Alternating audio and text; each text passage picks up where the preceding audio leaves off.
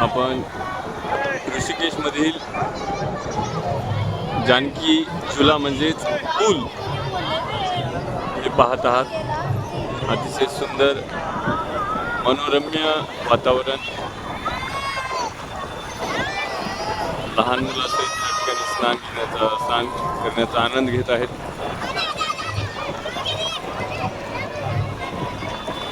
सूर्य मावळतीकडे गेलेला आहे। याच गंगामायामध्ये राफ्टिंग सुद्धा होते। वरती करीब 8 किलोमीटरची राफ्टिंग आहे। आता गंगा आरती होणार आहे।